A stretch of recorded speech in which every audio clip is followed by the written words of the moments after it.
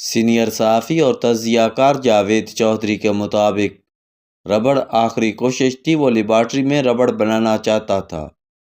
Rubber بن گیا لیکن quality اچھی نہیں تھی۔ وہ کوالٹی بہتر بنانے کی کوشش کرتا رہا لیکن موت کا فرشتہ آ گیا۔ وہ مسکرایا اور اپنا آپ اس کے حوالے کر دیا۔ موت کا فرشتہ اسے لے گیا، مگر مجھے یقین ہے موت کے فرشتے کو اس کی جان قبض کرتے وقت بہت افسوس ہوا ہوگا۔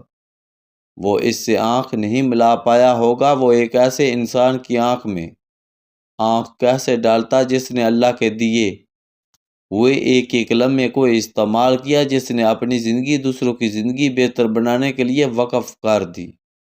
میں صبح 10 بجے اس عظیم انسان کی اس لیبارٹری کے دروازے پر کھڑا تھا جس میں اس نے نسل انسانی کو 1100 ایسی ایجادات دیں جنہوں نے ہم سب کی زندگی بدل دی۔ یہ دنیا رہنے کے لیے زیادہ بہتر ہو گئی۔ گارڈ نے تالا کھولا، لوہے کے گیٹ سے چڑ چڑ کی آواز آئی اور ہم اندر داخل ہو گئے۔ آپ دنیا کے کسی کونے میں بیٹھ جائیں، آپ کچھ بھی کر رہے ہوں، آپ زندگی کے کسی بھی نعمت سے لطف اندوز ہو رہے ہوں، آپ تھامس ایڈیسن کا شکریہ ادا کیے بغیر نہیں رہ سکیں گے۔ پلاسٹک ہو، سیمنٹ ہو، چھت کا پنکھا ہو، ٹیلی پرنٹر ہو، ٹائپ رائٹر ہو، آڈیو سسٹم ہو، فلم ہو، ایکس رے ہو، بیٹری ہو، فوم ہو، بجلی کا بلب ہو، ٹارچ ہو، بال پین ہو اور الیکٹرسٹی ڈسٹریبیوشن سسٹم ہو، آپ دنیا کی کسی اہم ایجادات کا نام لیں، آپ کو اس کے پیچھے ایڈیسن کا نام ملے گا۔ وہ ان پڑھ تھا۔ وہ چند ماہ اسکول گیا۔ استاذہ نے اسے نالائق قرار دے کر نکال دیا۔ 8 سال کی عمر میں تجربے شروع کیے۔ گھر کو آگ لگ گئی، مار پڑی لیکن وہ باز نہ آیا۔ ماں نے اسے گھر سے ذرا سے فاصلے پر تجربہ گاہ بنانے کی اجازت دے دی۔ وہ تجربہ کرتے کرتے 10 سال کا ہو گیا۔ ریل گاڑی میں اخبار بیچنے لگا۔ وہ اپنا اخبار خود شائع کرتا تھا۔ وہ ریل گاڑی کے باتھ روم میں بھی تجربے کرتا تھا۔ تجربوں کے دوران ایک دن ڈبے میں آگ لگ گئی۔ گارڈز نے اسے پلیٹ فارم پر پٹک دیا۔ یہ بار اس کے ایک کان کی قوت سماعت لے گئی۔ وہ آدھا بہرا ہو گیا لیکن وہ اس کے باوجود ڈٹا رہا۔ وہ تجربے کرتا رہا یہاں تک کہ وہ دنیا کا سب سے بڑا سائنسدان بن گیا۔ دنیا 2 حصوں میں تقسیم ہو گئی، ایڈیسن سے پہلے کی دنیا اور ایڈیسن سے بعد کی دنیا۔ وہ نیو جرسی میں رہتا تھا۔ وہ جس شہر میں رہتا تھا وہ پورا شہر آج ایڈیسن کہلاتا ہے۔ ایڈیسن شہر نیو یارک سے 30 منٹ کی ڈرائیو پر واقع ہے، لیکن یہ شہر آپ کو وقت اور شکر میں 300 سال آگے لے جاتا ہے۔ یہ آپ کے دماغ کی ساری کھڑکیاں کھول دیتا ہے۔ آپ اگر علم پسند ہے تو پھر ایڈیسن شہر میں تھامس ایڈیسن سے متعلق 3 مقامات دیکھنا آپ پر فرض ہو جاتے ہیں۔ پہلا مقام ایڈیسن کی تجربہ گاہ ہے۔ یہ تجربہ گاہ سائنس کا کعبہ ہے۔ ہم 2.5 گھنٹے اس کعبے میں رہے اور ہر 5 منٹ بعد دنیا کے اس عظیم انسان کا شکریہ ادا کرنے پر مجبور ہو جاتے۔ لیبارٹری کے بے شمار حصے ہیں۔ پہلا حصہ ایڈیسن کی لائبریری ہے۔ یہ لکڑی کی 3 منزلہ عمارت ہے۔ عمارت کے چاروں طرف کیبن بنے ہوئے ہیں۔ ہر کیبن کی دیواروں پر کتابیں لگی ہیں اور کتابوں کے درمیان ایک کرسی پڑی ہے۔ ہر کیبن سائنس کا ایک سیکشن ہے۔ ایڈیسن ان پڑھ تھا لیکن اس نے فرانچ، جرمن اور اطالوی زبان سیکھ لی۔ وہ دن کا ایک بڑا حصہ لائبریری میں کتابیں پڑھ کر گزارتا تھا۔ لائبریری میں اس کا بیڈ بھی رکھا ہوا تھا۔ وہ اکثر اوقات پڑھتے پڑھتے وہیں سو جاتا تھا۔ میں نے زندگی میں بے شمار لائبریریاں دیکھی ہیں لیکن یہ لائبریری انوکھی بھی تھی اور پرکشش بھی۔ یہ میرے دل میں اتر گئی۔ لیبارٹری کے دوسرے فلور پر فونوگرام کا کیمرہ تھا۔ ایڈیسن نے فونوگرام ایجاد کر کے ہم انسانوں کو آڈیو سسٹم دے دیا۔ فونوگرام پر ایڈیسن کے 35 سال خرچ ہوئے لیکن اس نے کمال کر دیا۔ اس سیکشن میں اس کے ایجاد کرتا فونوگراف اور ریکارڈ ڈسکیں رکھی ہیں۔ اس سے اگلا سیکشن اس کی چھوٹی تجربہ گاہ ہے۔ اس تجربہ گاہ میں ہزاروں چھوٹے بڑے آلات اور اوزار رکھے ہیں۔ یہ تجربہ گاہ ایک بڑی خرادگاہ سے منسلک ہے۔ خرادگاہ میں بڑی مشینیں لگی ہیں۔ اس نے خرادگاہ کے لیے بجلی کا اپنا نظام بنا رکھا تھا۔ وہ سسٹم تاحال موجود ہے۔ خراج سے اگلے سیکشن میں اس کی ایجاد کردہ اشیاء رکھی ہیں۔ اس سیکشن سے گزرتے ہوئے معلوم ہوتا ہے دنیا کی ہر اہم چیز ایڈیسن نے ایجاد کی تھی۔ ایکس رے مشین کے سامنے کھڑے ہو کر پتہ چلا یہ مشین اس نے بڑی مشکل سے ایجاد کی تھی۔ ایکس رے کی ایجاد کے دوران اس کے بے شمار ورکرز تابکاری کا نشانہ بنے اور انتقال کر گئے۔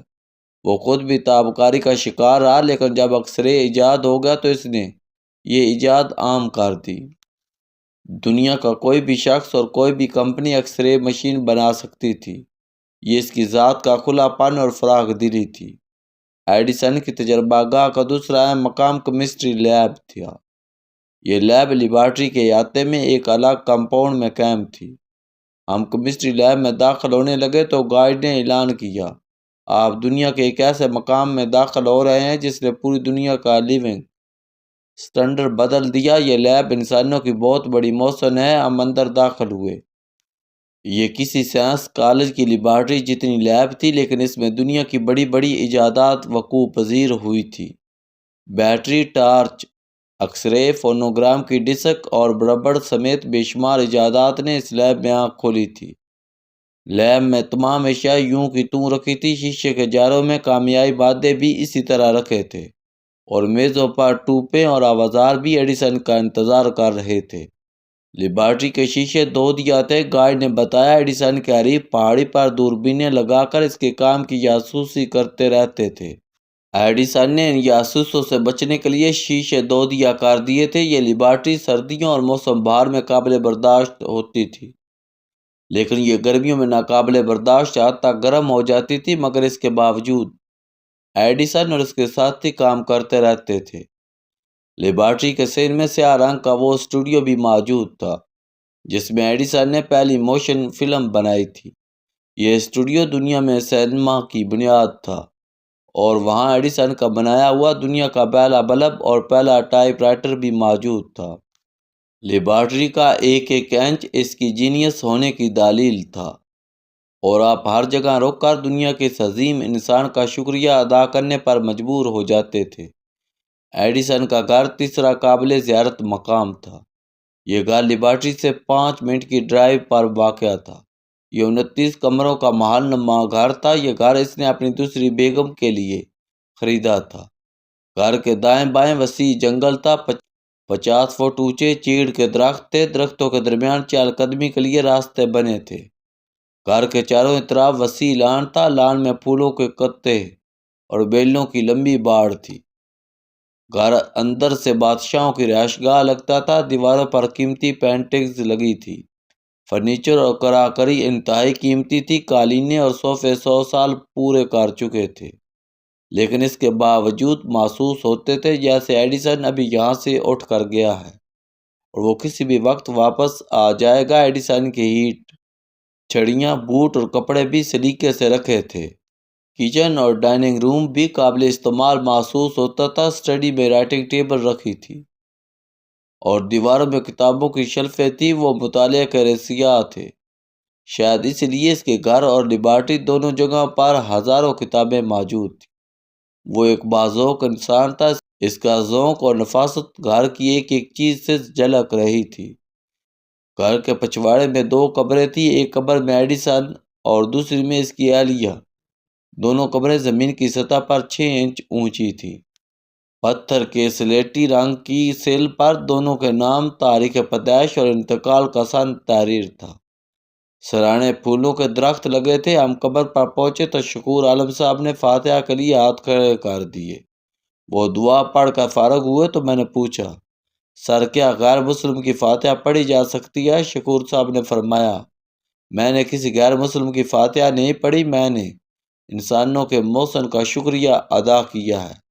یہ شخص نہ ہوتا تو ہم آج بھی اندھیرے میں ٹامکٹوئیاں مار رہے ہوتے۔ یہ ہمارا محسن ہے۔ ہم اگر اس کا شکریہ ادا نہیں کرتے تو ہم احسان فرموش کہلائیں گے۔